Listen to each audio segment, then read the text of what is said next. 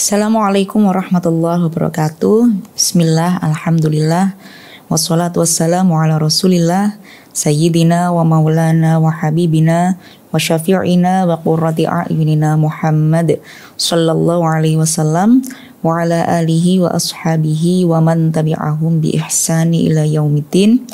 Rabbi shrah li sadri wa yassir li amri wahlul 'uqdatam min lisani yafqahu qawli, amma ba'du. Alhamdulillahirabbil alamin, melanjutkan ngaji kitab Wasiyatul Mustafa. Bismillahirrahmanirrahim. Qala musannifur rahimallahu ta'ala wa nafa'ana bi ulumi taraini amin. Faslun utawi ikilah fasal fit du'ai ing dalem nerangaken bab donga, wal istighfar lan maca istighfar, wal Qur'an lan maca Qur'an, wasairil adhkari lan sekarine pira-pira zikir. Qala dawuh sinten Kanjeng Nabi alaihi sholatu wassalam, ya Ali, he Ali, alaika natapono sira bidu'a kelawan donga, bainal adani ing dalem antarane adzan, wal iqamati lan iqamah, fa innahu kronos tuhune donga bainal adzan wal iqamah iku la yuraddu ora tentola opo donga. Nah, ini melanjutkan bab G yang kemarin sudah dijelaskan oleh Bunyai Khadijah Nafis. Sekarang kita ada pada fasal yang menerangkan tentang berdoa, membaca istighfar, membaca Al-Quran, dan beberapa zikir.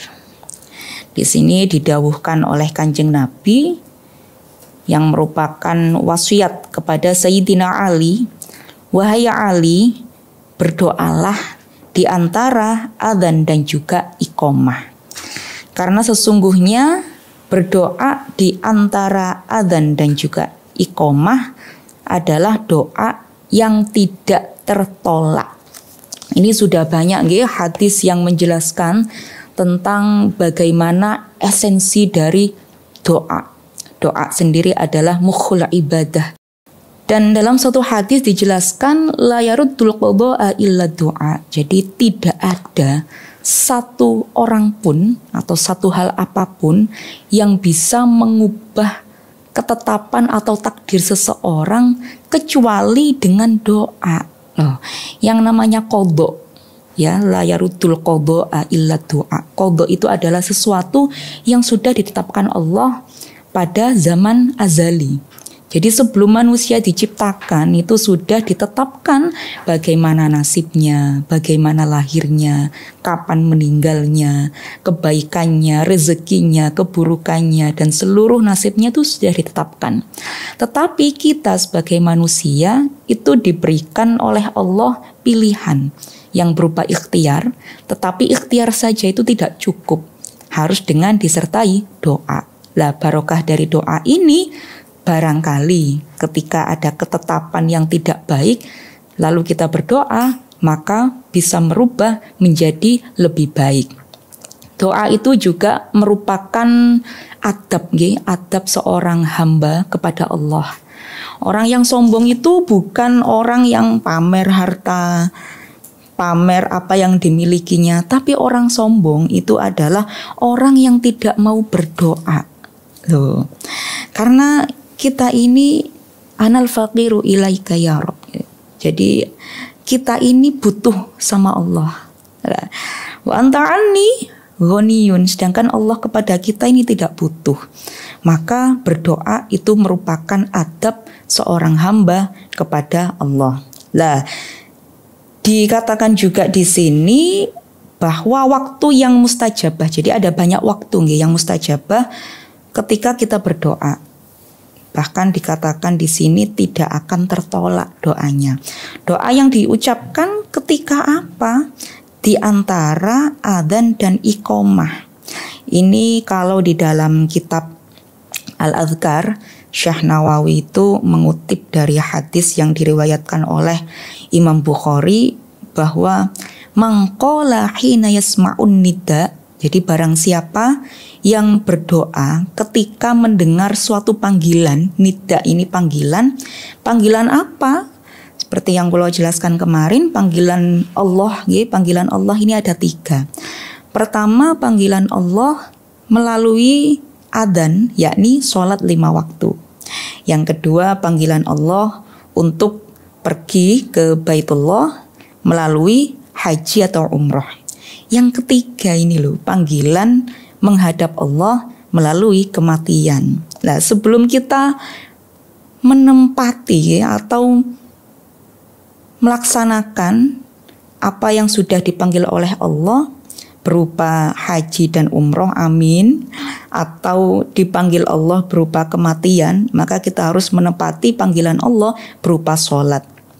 Nah, ketika kita mendengarkan panggilan Allah berupa sholat melalui adzan, lalu seorang hamba mengucapkan Allahumma rabba hadhihi da'wati tammah wassolatil qa'imah ati sayyidana Muhammadanil wasilata wal fadilah wa ba'ashu maqaman mahmudanil ladzi wa'adta innaka la tukhliful mi'ad. Ini kalau kita dulu masa kecil sering melihat TV ya, kalau sekarang jarang orang melihat TV. Tapi kalau dulu itu masa kecil kita, anak-anak milenial, kalau melihat TV, tepat waktu maghrib itu pasti ada adzan dan pasti ada doa ini. Wong ini saya hafalnya itu juga melalui melihat TV. Nah, ternyata hal tersebut adalah sunnah yang ada dalam hadis Nabi. Maka ketika kita setelah mendengarkan adzan lalu berdoa Allahumma rabba hadhihi da'wati tammah ila akhirih halat lahu syafaati yaumal qiyamah, maka Rasulullah Kanjeng Nabi itu akan menjatuhkan syafaat kepada orang yang mau berdoa tadi setelah bunyi adzan. Nah, tapi kalau kita orang NU itu kan setelah adzan itu tidak langsung iqomah. Ada kebiasaan orang NU setelah adzan itu membaca pujian dan pujiannya cukup lama. Sebenarnya ini adalah kesempatan untuk menunggu orang-orang muslim bergegas ke masjid, di masjid atau di musola, lalu kemudian memberikan kesempatan kita juga untuk berdoa. Yang ketika kita berdoa la yuraddu, tidak akan tertolak meskipun pujiannya lama, karena di sini disebutkan doa bainal adzan wal iqomah, doa yang dilangitkan antara adzan dan juga iqomah, meskipun doanya panjang. Biasanya kalau di masjid itu gimana sahabat? Muslimin muslimat monggo jamaah sholat. Lah itu kan ketika muadzin setelah adzan itu biasanya membaca pujian. Kalau anak-anak kecil itu juga gitu, seneng baca pujian karena adat kita di Nahdlatul Ulama itu begitu. Bahkan ada anak kecil itu yang meskipun bukan sholawat baca pujian atau sholawat itu sama dengan doa.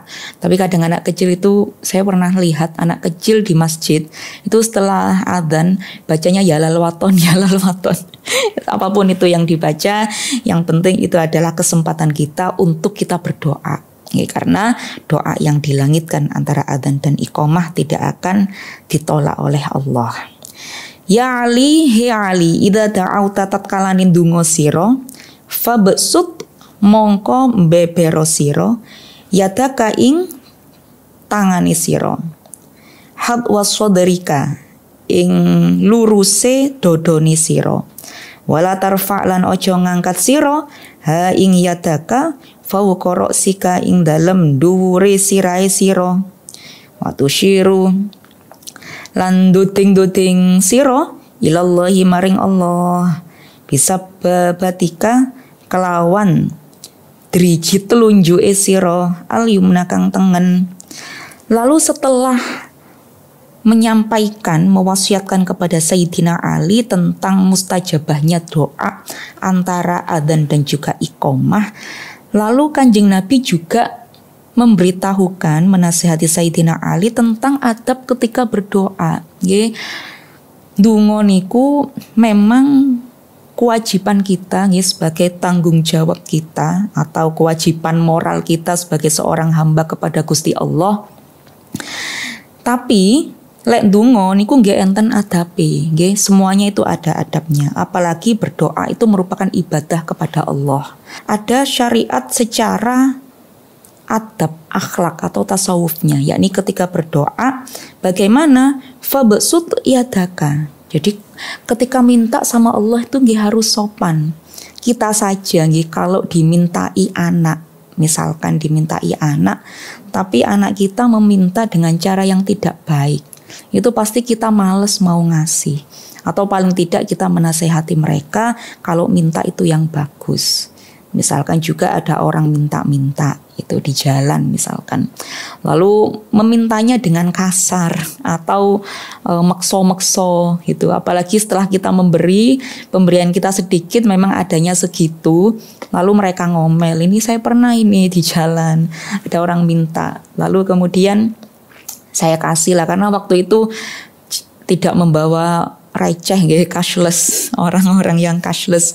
Lalu ada orang yang minta, kalau paringi 1.000 gitu, karena adanya di situ 1.000 receh ngoten. Adanya nggih uang besar, tapi yang kecil nggih 1.000. Kalau kasih terus uang 1.000 koin itu dilempar. Nguwei kok 1.000. Kalau itu pertamanya itu marah. Ya Allah, dikei gak bersyukur, gak matur nuwun, tambah diuncal no.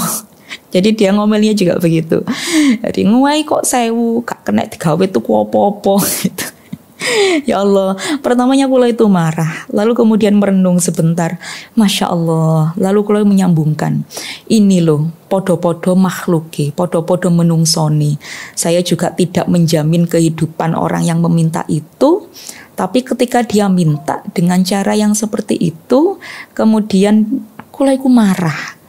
Akhirnya kula mikir, Masya Allah, dahanan Gusti Allah. Ketika kita ini sudah diberikan kehidupan oleh Allah, kehidupan yang sangat-sangat layak, sesuai dengan takarani kita sebagai seorang hamba, yang sesuai dengan porsi. Terus kita minta dengan cara yang tidak baik, itu pasti ya Gusti Allah luwih duka. Wong kita yang tidak menjamin kehidupan, orang yang minta-minta tadi aja marah, apalagi Gusti Allah sing menjamin seluruh kehidupan kita. Maka ada adabnya. Lah ini bahkan tata cara berdoa, gerakannya itu juga dinasihatkan kepada Sayyidina Ali dan tentunya kepada kita. Bagaimana fabsut yadaka. Jadi harus dibenggangkan, ngeten beber. Nah nggih, fabsut yadaka, dibeber tangani, mboten pareng digegem ngeten. Ngoten pareng, ngoten ya Allah, ngoten boten pareng, yang lurus ke dada. Lah jadi tutorial ngeten, donga sing sopan nggih lurus ke dada ngeten utawa ngeten. Lah lurus ten dada. Kemudian wala tarfa'ha fawqa ra'sika. Tidak boleh mengangkat kedua tangan ini sampai di atas kepala. Terus ngeten boten pareng. Ya Allah, ngoten ya Allah nyuwun rezeki ya Allah. Lah niki bukan boten pareng, kurang sopan nggih, kurang adab ten gini Gusti Allah minta nggih begini, yang lurus di dada. Nah, ini lurus dengan posisi ngeten. Nah, iki kan permohonan yang sesungguhnya nggih, koyok temenan oleh njaluk. Lah harus meyakinkan. Kita harus meyakinkan Gusti Allah riyin nek katene nyuwun-nyuwun. Lalu kemudian tidak boleh mengangkat di atas kepala dan tidak boleh nunjuk-nunjuk Gusti Allah dengan tangan, dengan telunjuk kanan nggih, telunjuk sebelah kanan ngeten mboten pareng. Ya Allah. Ya Allah lah niki mboten pareng, kirang sopan, kirang adabe. Nah, lalu kemudian Kanjeng Nabi kembali berwasiat kepada Sayyidina Ali, ya Ali, ya Ali, la tajhar, ojo banteraken siro bikiro atika kelawan wacone siro, wala bidu'a ika, lan ojo banteraken kelawan dungone siro, haitsu ing dalam panggonan yusolli salat sapa annasu menungso. Fa inna dzalika krono setuhuni mengkono banteraken bikiro atika wala bidu'a ika ila akhirih. Iku yufsidu ngerusak apa dzalika alaihim ingatase nas sholatahum ing sholatin nas.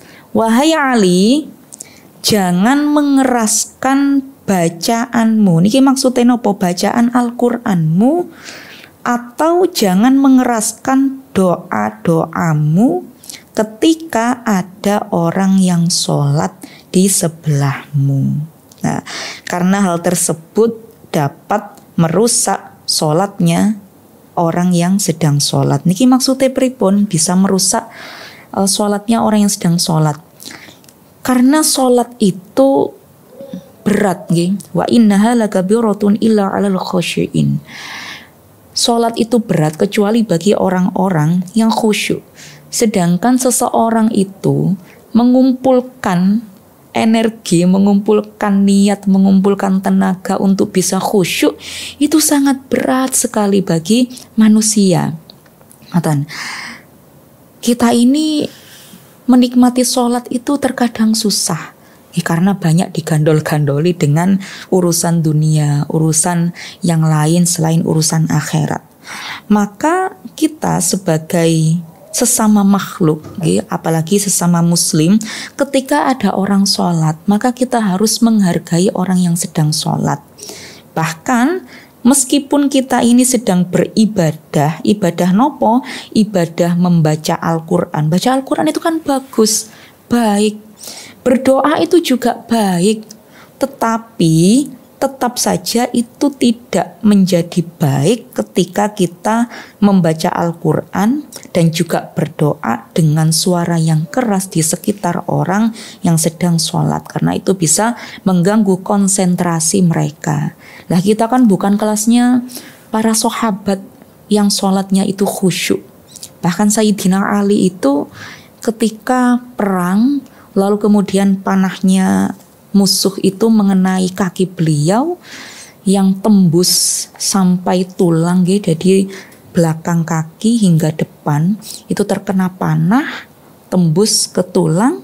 Itu pun ketika dipundut itu Sayyidina Ali merasa kesakitan. Maka solusinya bagaimana? Kalau zaman sekarang kan ada anestesi, ada bius, untuk melakukan tindakan operasi, tindakan medis. Itu tidak perlu menahan kesakitan. Nah, tapi ada obatnya. Tapi kalau zaman dahulu kan boten wonten. Maka bius versi Sayyidina Ali itu adalah dengan sholat. Ojo dicoplok dhisik. Aku tak sembahyang. Jadi ketika Sayyidina Ali sholat, lalu kemudian panahnya diambil, itu tidak merasa kesakitan, saking bisa merasakan nikmatnya iman ketika dalam sholat. Wah, ini kita sholatnya masih, bukan kita lah, kulo lah. Ini sholatnya masih tingkat menggugurkan kewajiban saja. Nah, tapi semoga ketika kita ini berada pada komunitas, kerumunan orang-orang yang mereka ini berusaha untuk berkonsentrasi, beribadah kepada Allah dalam hal sholat, maka kita harus menghargai mereka berupa apa? Tidak mengeraskan suara bacaan Al-Quran kita dan juga tidak mengeraskan doa kita. Ya Ali, ya Ali, man utawi sopone wong iku dzakara kang dzikir sapa man Allah ing Allah qoblal fajri ing dalem sadurunge fajar, wa qobla tulu'i syamsi lan ing dalem sadurunge metune srengenge, wa qobla ghurubi lan ing dalem sadurunge surupe srengenge, istahya nggih niki maca istahya mongko wirang, mongko isin utawa sungkan. Sinten sing sungkan? Allahu Allah ayu adiba ingin tong ngadab sinten Allah hu ing man binari kelawan neraka. Ya Ali, ya Ali, idza shallaita tatkalani salat sira faq'ud mongko lungguh sira maka naka ing panggonane sira hatta tatlu'a sehingga muncul apa asyamsu srengenge. Fa innallaha kronos tuhuni Allah iku yaktubu nulis sinten Allah liman keduwe wong yajlisu kang lungguh sapa man makanahu ing panggonane man hajatan kaya apa ganjarane ing ganjarane haji wa umratan lan ganjarane wong umrah aw itqa raqabatin utawa ganjarane merdekaaken budak aw sodaqota alfi dinarin utawa sedekah 1000 dinar fi sabilillah ing dalem Dalani Allah. Wahai Ali, barang siapa yang berzikir qoblal fajri wa qobla tulu'i syamsi wa qobla ghurubiha. Jadi ada 3 waktu yang kalau kita ini berzikir kepada Allah atau mengingat-ingat Allah pada 3 waktu napa mawon qoblal fajri. Qoblal fajri itu sebelum fajar, sebelum pagi, sebelum subuh. Berarti jam pinten nggih, waktu-waktu imsak ngoten nggih. Jadi sebelum waktu subuh kita berzikir kepada Allah. Berarti nopo? Qiyamul lail niki qoblal fajri wa qobla tulu'i syamsi. Kemudian waktu yang kedua ini sebelum munculnya atau terbitnya matahari. Berarti nopo? Ba'da subuh. Nah, sampai terbitnya matahari. Waktu yang haram untuk sholat subuh. Wa qobla ghurubiha yang ketiga adalah sebelum surup. Nah, bahasa Jawa ini sadurunge surup. Sebelum surupe srengenge, berarti kapan? Maghrib. Nah, ngoten. Wa qobla ghurubiha. Kemudian yang ketiga itu waktu sebelum surup. Kalau istilah Jawa itu sadurunge surupe srengenge. Berarti nopo? Saderenge maghrib atau maghrib nggih, tapi sebelum matahari itu tenggelam. Nah, ketika seseorang itu berzikir di 3 waktu niki qoblal fajri wa qobla tulu'i syamsi wa qobla ghurubi syamsi, maka Gusti Allah niku lho napa? Istahya, sungkan. Loh, lah napa kok sungkan? Ayu adzibahu, sungkan untuk mengadab seorang hamba yang mau berzikir atau mengingat-ingat Allah pada 3 waktu tersebut. Sungkan katene nyiksa nanggone neraka. Jadi kalau kita ini tidak rajin ibadah nggih, tapi dirajin-rajinkan untuk wirid atau berzikir kepada Allah di waktu-waktu yang seperti ini. Karena ini Gusti Allah nih kalau sampai sungkan. Ini saking luar biasa nih ketika Allah itu diingat oleh hambanya. Bungah teman. Ya Ali, idza shallaita faq'ud makanaka hatta tatlu asy-syams. Wahai Ali, ketika sholat maka nek mboten kesusu jangan langsung plencing, tapi tengok-tengok dhisik, duduk-duduk terlebih dahulu. Mek tengok-tengok tok. Nah, ya tapi nggih diiringi dengan wiritan, diiringi dengan zikir. Nopo ganjarane? Fa innallaha yaktubu liman yajzilisu makanahu hajjatan wa umratan au itqa raqabatin au shadaqata alfi dinarin fisabilillah.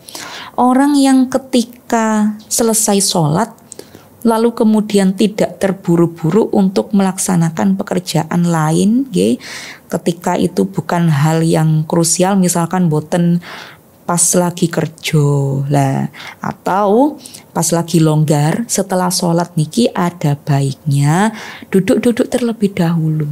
Nopo dzikiran dhisik, ngiling-ngiling Gusti Allah.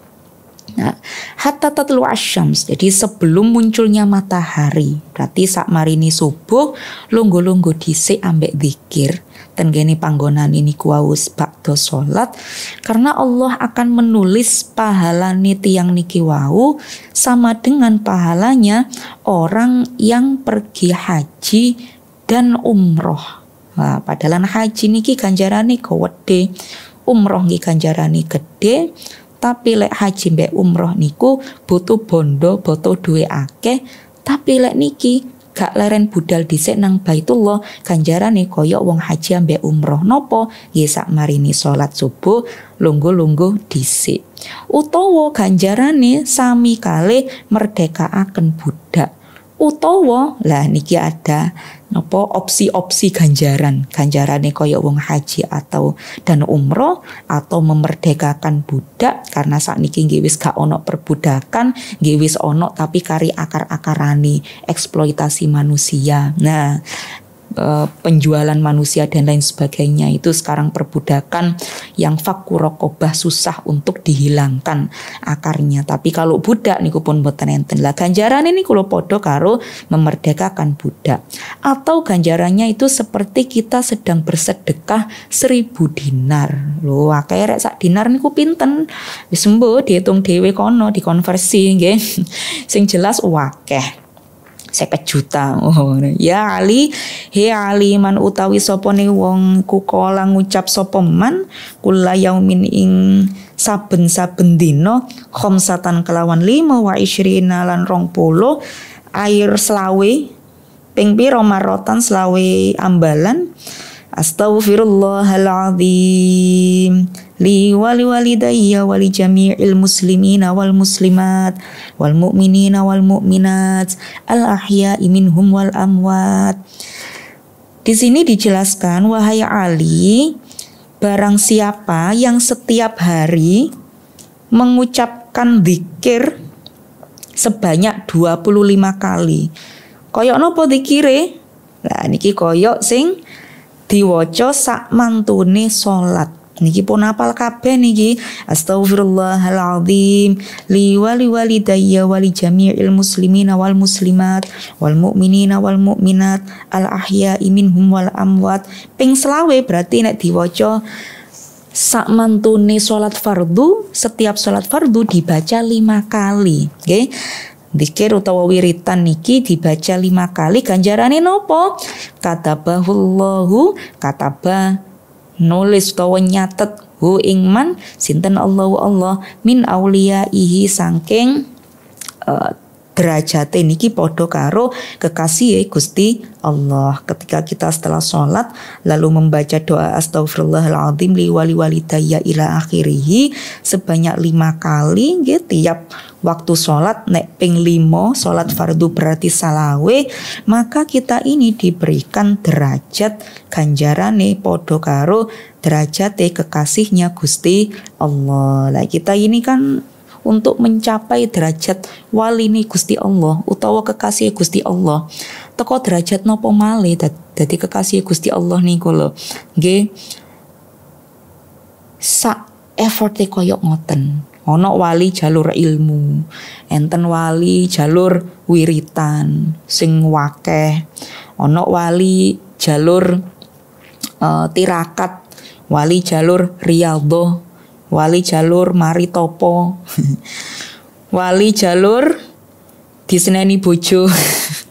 Nah, tapi kita ini bisa mendapatkan derajat wali itu dengan cara membaca istighfar yang dibaca 5 kali setelah sholat. Nggih simple ternyata untuk kita ini bisa mencapai derajat wali. Kalau kita merasa kesusahan untuk mencapai derajat wali, nggih sing ilmune tabahur, nggih karena wis kadung gede, wis kadung gerang, dore ilmu, nggih siket nyesel, biyen mondok gak tenanan, biyen ngajine sik kurang, saiki kepingin dadi wali jalur ilmu nggih sik kesusahan, nggih tasik banyak kekurangan dan ilmu yang wajib kita kejar.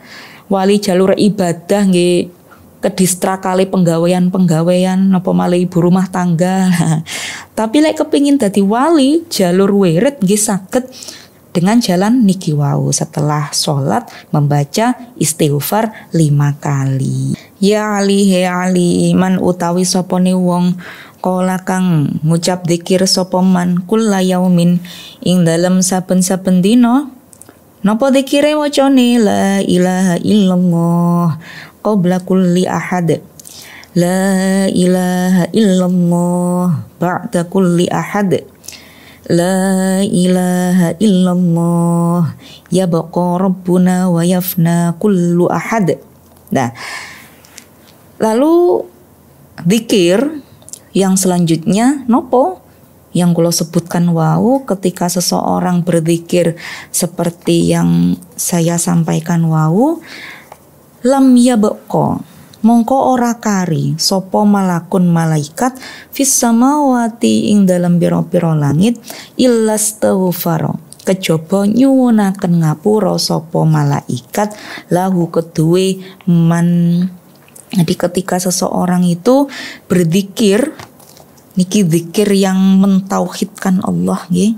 Jadi ketika zikir la ilaha illallah niku kudu mantep didele ten gene dodo, ten gene jero ati, dilebokno ten gene dodone percaya kali keesaane Gusti Allah. La ilaha illallah qabla kulli ahad, la ilaha illallah ba'da kulli ahad, la ilaha illallah yabqa rabbuna wa yafna kullu ahad. Jadi sampai dodo niki bergemuruh ketika mengucapkan kalimat tauhid Gusti Allah niku ganjarane malaikat yang ada di penjuru langit niku mboten mandeg-mandeg oleh nyuwunaken ngapura tenggene wong sing purun berzikir mentauhidkan Gusti Allah. Ya Ali man utawi sopone wong kala kang ngucap zikir sapa man kula yaumin ing dalem saben-saben dina wonten zikir malih sing direkomendasikan kali Kanjeng Nabi datang Sayyidina Ali dan kepada kita semua. Napa zikire? Allahumma barik li fil maut wa fima ba'dal maut. Zikire kados ngoten niku wau lam yuhasib mongko ora menghisap hu ing man sinten Allahu Allah bima kelawan barang fa'ala kang agawe sapa man hu ing ma fit dunya ing dalem dunya. Ketika kita berzikir Allahumma barik li fil maut, ya Allah jenengan barokai tenggene matine kula mati sing husnul khotimah wa fima ba'dal maut sak marine mati nggih panjenengan barokai nggih. Napa ganjarane Gusti Allah niku boten menghisap. Padahal lek kita tenggene padang mahsyar nggih di yaumul hisab niku antrine mboten karu-karuan. Antri ket zamane Nabi Adam sampai Kanjeng Nabi sak umate Kanjeng Nabi sampai wong sing terakhir nemoni hari kiamat niku antrine ugal-ugalan. Bisa boten puluhan, gak terima ribuan, bisa jutaan tahun. Tetapi kalau kita kerso dzikir Allahumma barik li fil maut wa fima ba'dal maut, Gusti Allah itu langsung boten nate menghisap hambanya dengan apa saja yang pernah dia lakukan selama hidup di dunia. Umure piro, sak dawane urip niki piro, paling pol uripe 100 tahun. Nah, nek kerso dzikir ngeten niki, maka umur 100 tahun sing dilampahi oleh seorang hamba itu tidak akan dihisap, gak dihitung-hitung dhisik, gak ditimbang-timbang dhisik kali Gusti Allah ketika kita berzikir yang seperti ini. Luar biasa. Kanjeng Nabi niku suwayang tenggene umate sampai ditudokno tutorial menuju surga dengan mudah dan murah meriah. Lah niku Kanjeng Nabi ngerti nek umate niki sering males nggih. Kula maksude waman lan utawi sapane wong kabbaro kang maca takbir sinten man mi'ata marrotin ing 100 ambalan. Kapan? Wabla syamsi ing dalam sadurunge metune srengenge, wa mi'atan lan 100 qoblal ghurubi sadurunge surupe srengenge. Napa ganjarane? Kataba mongko nulis sinten Allahu Allah lahu ketuwe man sawaba mi'ati abidin ing ganjarane 100 wong kang ahli ibadah, wa mi'ati mujahidin lan 100 wong kang ahli jihad. Nah, wong kang jihad fi sabilillah tenggene dalane Gusti Allah. Barang siapa yang bertakbir kepada Allah berapa kali? 100 kali. Kapan? Sebelum munculnya matahari. Nah, niki memang waktu tahrim nggih qabla syamsi. Jadi setelah subuh niku memang, atau yang disebut waktu tahrim niku memang gede-gede nih ganjaran. Maka kita manfaatkan untuk berzikir. Jadi nek mantun sholat subuh ampun tilem riyin. Niki nuturi awak kula dhewe. Karena ganjarane gede waktu tahrim, bahkan sedekah terbaik niku sedekah di waktu tahrim mantun subuh. Laten gene mriki, barang siapa yang membaca takbir Allahu Akbar, Allahu Akbar, Allahu Akbar, Allahu Akbar, takbir dibaca 100 kali, ya, dan takbir yang dibaca sebelum matahari tenggelam, ya, surup, waktu surup, mepet-mepet, maghrib, niki waktu tahrim juga. Maka ganjarane Gusti Allah ini menulis ganjaran untuk kita, pahalanya sama dengan pahalanya orang 100 yang ahli ibadah. Wah, enak ya. Dan juga 100 orang yang sedang berjihad atau perang di jalan Allah. Nek riyen enten mujahid. Nek sakniki pun boten wonten karena pun boten wonten perang. Nah, karena kita sudah berada di Darussalam, negara yang aman. Maka kita tidak perlu mencari-cari pahala dengan cara berperang.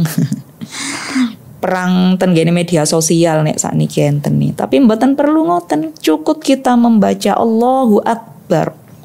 Apalagi pada zaman dahulu kalimat takbir niku suci. Hanya dibaca ketika dalam sholat dan juga ketika berjihad. Allahu Akbar ngoten. Nek sakniki lak keliru ta. Demo Allahu Akbar. Masya Allah, Allahu Akbar niki kita memuji Allah. Dengan kita mengucapkan Allahu Akbar, berarti kita ini mengakui kalau diri kita ini kerdil di hadapan Allah. Gak ono opo-opo nih di hadapan Allah. Kita tuh hanya sepersekian dari belahan bumi. Maka ketika kita mengucapkan Allahu Akbar 100 kali di waktu tahrim, setelah subuh dan setelah asar memasuki waktu maghrib, maka kita dicatat seperti pahalanya 100 orang yang ahli ibadah dan 100 orang yang sedang berperang di jalannya Allah. Waman lan utawi sopone wong sholla kang maca sholawat sapa man alaiya ing atase ingsun Kanjeng Nabi kula yaumin ing dalem saben-saben dina walailatin lan wengi maca ping pira ping mi'ata marratin ping 100 wajabat mongko wajib lahu ketuwe man apa syafaati ingsun wa kathratul istighfari utawi ngakeh-ngakeh istighfar, akeh-akeh maca istighfar iku hisnun dadi benteng lita ibina keduwe wong-wong kang padha taubat minan nari saking neraka. Yang terakhir, barang siapa yang suka bersolawat kepadaku, kepada Kanjeng Nabi, ping pinten setiap hari sedina sewengi kula yaumin walailatin sedina sewengi maca solawat ping 100. Napa mawon solawate sakersa, solawat sing paling singkat, sing paling cedhek sallallahu ala Muhammad, sallallahu ala Muhammad, sallallahu ala Muhammad. Ini solawat yang paling singkat dan paling dekat dengan Kanjeng Nabi. Ketika dibaca 100 kali, maka Kanjeng Nabi mewajibkan orang yang bersolawat ini mendapatkan syafaatnya Kanjeng Nabi Muhammad Sallallahu Alaihi Wasallam. Sedangkan kita siapa lagi yang memberikan syafaat? Amalan kita durung mesti, ibadah kita durung mesti, keapian kita durung mesti, kabeh niku hae Gusti Allah. Tetapi kita juga perlu memohon, jangan sampai kita ini sombong dengan amalan kita sendiri, sombong dengan ibadah kita, sombong dengan kedermawanan kita. Karena semua itu tidak ada harganya ketika kita tidak bersolawat kepada Kanjeng Nabi Muhammad. Allah mawon memerintahkan makhluknya untuk bersolawat kepada Kanjeng Nabi, dan Allah juga bersolawat kepada Kanjeng Nabi Muhammad. Padahal Kanjeng Nabi itu statusnya nggih makhluknya Allah.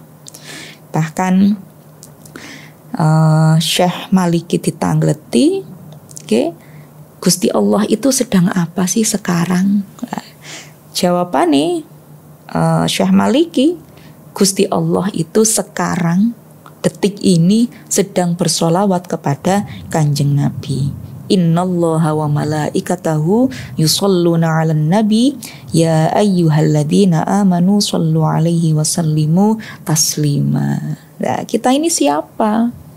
Kok mboten purun sholawat kepada Kanjeng Nabi? Tentunya ketika kita mengharapkan syafaat dari Kanjeng Nabi, maka kita harus membaca sholawat sebanyak-banyaknya, paling tidak sehari semalam dibaca 100 kali.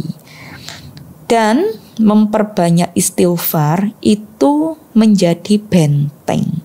Jadi kedah komplit, gak cuma ndonga, gak cuma maca Quran, gak cuma sholawat, tetapi juga diiringi dengan nyuwun ngapura tenggene Gusti Allah. Lah Kanjeng Nabi dan para sahabat itu sudah dijamin surga oleh Allah. Tapi Kanjeng Nabi tasik ibadah, Kanjeng Nabi nggih tasik nyuwun istighfar. Bahkan Kanjeng Nabi juga diperintahkan oleh Allah untuk memperbanyak istighfar. Bukan berarti Nabi itu banyak dosanya, tetapi istighfar itu akan menjadi benteng bagi orang-orang yang bertaubat. Jadi nek enten tiyang nglakoni kesalahan, melakukan dosa yang besar, maka dosa ini tidak akan bisa dihapuskan kecuali bertaubat. Nah, kalau sudah taubat niki juga sih dereng cukup. Cara ngoten wis ngresiki awak teko dosa-dosa, tapi masih butuh benteng lagi. Lah, masih butuh imun lagi, masih butuh energi atau kekuatan lagi agar tidak menyentuh dosa itu lagi, tidak kepingin nglakoni dosa sing wis lalu. Dengan nopo carane? Dengan memperbanyak istighfar. Maka istighfar ini adalah sebagai benteng orang-orang yang telah membersihkan dosa-dosanya dari nopo? Dari api neraka. Pun alhamdulillah selesai ngaos hari ini, dilanjut besok ngaos malih Wasiyatul Mustafa yang diiringi juga dengan ngaji kitab Safinatun Najah. Wallahu a'lam bishawab. Wassalamualaikum warahmatullahi wabarakatuh.